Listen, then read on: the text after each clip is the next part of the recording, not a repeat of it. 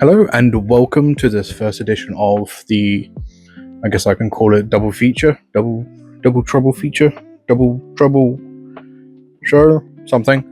I will come up with a name later if I can think of one. But the two movies I had seen recently in theaters was The Odyssey and Spider-Man Brand New Day. Weirdly enough, both starring Tom Holland, Zendaya, and John Bartho,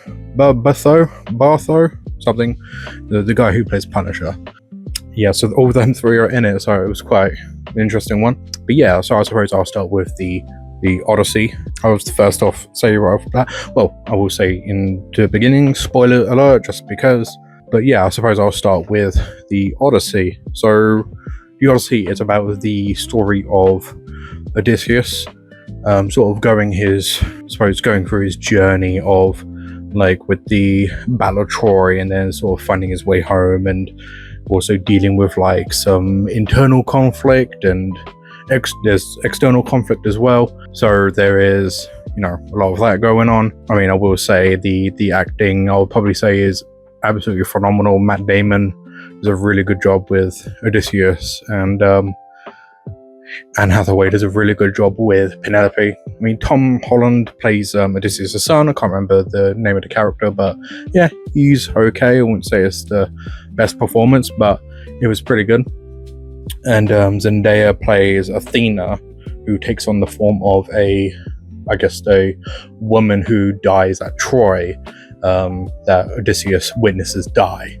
So that's why Athena takes on this very specific form, just sort of like showing Odysseus, like, this is, what you've done, this is what you have to deal with, and so on. Mostly about Odysseus' journey, sort of going through his guilt and shame. Obviously you have like the different trials, like with going to the Cyclops. I mean, I will also say that the practical effects are absolutely phenomenal. I think there is a little CG here and there, but it's not enough to where it's like off-putting, but it all looks really good, and it looks like it's like all really there, and it just looks gorgeous. Absolutely beautiful film. So yeah, you get the Cyclops, you get the giants, you get the sirens, and you get the monster in the mountain. But yeah, they all look really good, and they all play sort of a big part in Odysseus' journey. When he does get back home, he finds that things are a bit different, sort of being taken over by Robert Pattinson and his goons, I would say. Penelope then gonna have to remarry because they can't just have a woman on the throne. She needs to have a king, and with Odysseus not around, someone needs to take that throne. Eventually he does come back, sort of appears as a beggar to begin with. Whoever can sort of complete this challenge of first lacing up Odysseus's bow, or stringing his bow, and then firing an arrow through axes, and then hitting a target, will then marry Penelope. Obviously none of them succeed. Then Odysseus, as the beggar, wants to have a go. They all sort of laugh at him, like, there's no way this bastard is able to do it. And he struggles a little bit at first, or sort of pretending to struggle, or maybe it's because he hasn't done it for so long that he needs to remember how to do it, but he does eventually do it and fires the shot and succeeds. And then they're just like, oh, who the hell is this guy? Turns out to be Odysseus, and he's just going all out on these people, and it's just an absolute slaughterhouse. And it's a really cool scene. But yeah, no, I thoroughly enjoyed the movie. I thought it was absolutely spectacular. I definitely recommend. I mean, I don't know if it's in theaters anymore. It might still be, but if it's still in theaters and you haven't seen it, definitely go see it, because it is just really, really good. I just couldn't recommend it enough. I mean, cinematography was phenomenal, acting is phenomenal, music is great.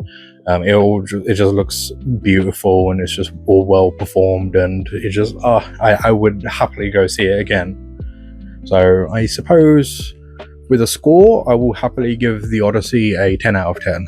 Absolutely spectacular movie. So I suppose moving on to our next movie for this double feature, I saw Spider-Man Brand New Day. I think, yeah, it's another good one. I will just say right off the bat, it's another good one. Like, performance by Tom Holland in this one was actually really good.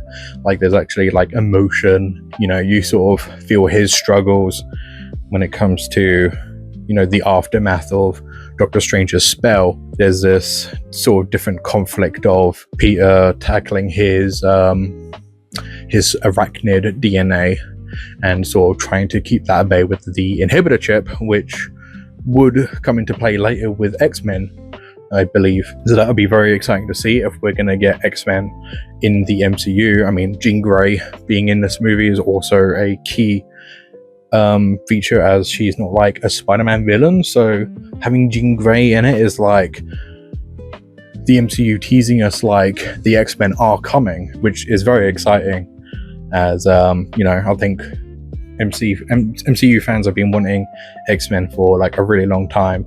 I mean, we've really got that first tease with Gambit, Dr. Xavier in Multiverse of Madness, and now Jean Grey. Then we're going to get Cyclops and the some other mutants in the Avengers Doomsday, which will be very exciting to see. But yeah, so, you know, it's mostly the story is about Peter coming to terms with his changes, or, you know, he's sort of trying to keep these arachnid DNA sort of at bay, you know, heightens his senses. It can be very overstimulating for him. You know, he's extra strength, he gets organic webs, you know, it's all sorts of different changes. And then, you know, later in the movie, he sort of embraces that side and is like, you know what, I need to, you know, if these changes are going to be positive and they're going to help people, then it sort of has to be done. It's sort of like a coming of age story. And then I guess your antagonist, I wouldn't say antagonist, but your antagonist is Jean Grey, as she's trying to find her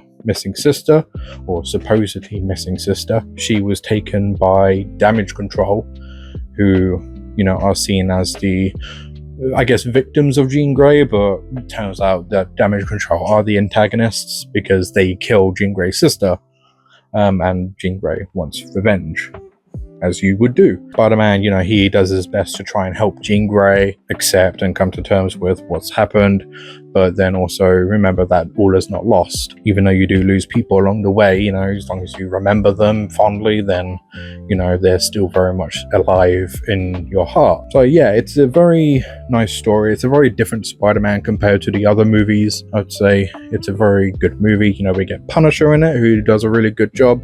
I guess he's more the comedy relief in this movie. I mean, you don't really see that in the Punisher series. You know, he's always like the and just grunting and just killing people.